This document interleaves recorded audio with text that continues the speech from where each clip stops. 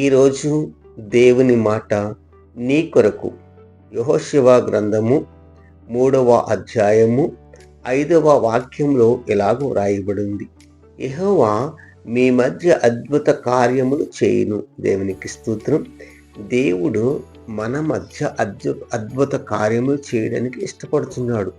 చూడండి, యెహోషువ తన యొక్క ప్రజలతో మాట్లాడుతున్నటువంటి ఒక మాట, యొర్దాను నది దాటుటకు ముందు వారికి హెచ్చరికలు జారీ చేస్తా ఉన్నాడు. ఏంటి ఆ హెచ్చరికలు అంటే, ఆ యొక్క మందసము ముందుగా నడుస్తుంది, మందసముని అనుసరించి ఆ యొక్క మందసముని వెంబడించాలి. అలాగా మీరు నా యొక్క మాట వినిన ఎడల మీరు దేవుడు చేస్తున్నటువంటి అద్భుతమైన కార్యాన్ని మీరు చూస్తారు అని ఆ ప్రజలకు తెలియపరిచాడు. దేవునికి స్తోత్రం.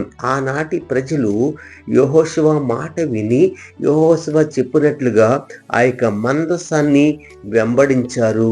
మందసాన్ని వెంబడించినటువంటి వారు యెహోవా చేసినటువంటి కార్యము, అద్భుతమైన కార్యము, మరి యొర్దాను నదిని ఏకరాశిగా చేసినటువంటి అద్భుతమైన కార్యము ఆనాటి ప్రజలు చూశారు.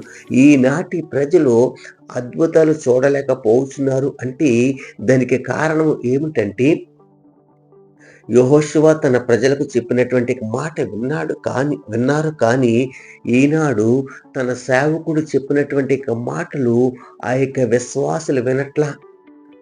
ఆ యొక్క విశ్వాస బృందము దేవుని యొక్క మాట సేవకుడు నోట వస్తుందని గ్రహించట్లా. కనుకనే గ్రహించక అద్భుతాలు చూడలేకపోతున్నారు.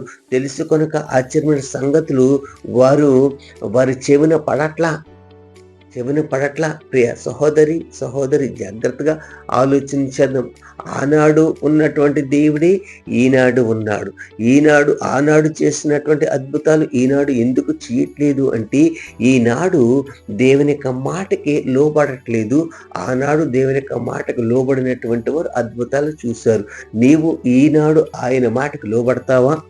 లోబడితే తప్పనిసరిగా యొర్దాను నది ఏకరాశిగా చేసినటువంటి అద్భుతమైన కార్యము కంటే ఇంకా గొప్ప కార్యాలు నీవు చూస్తావని ఆ యొక్క దేవాతి దేవుడు నీకు తెలియపరుస్తున్నాడు. కనుక విన్న దానిని అనుసరించి ఆచరణలో పెడితే తప్పనిసరిగా మీ మధ్య అద్భుత కార్యములు దేవుడు జరిగిస్తాడు. ఈ కొద్ది మాటలు దేవుడు దీవించి ఆశీర్వదించును గాక.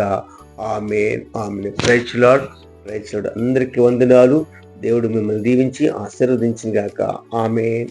God bless you.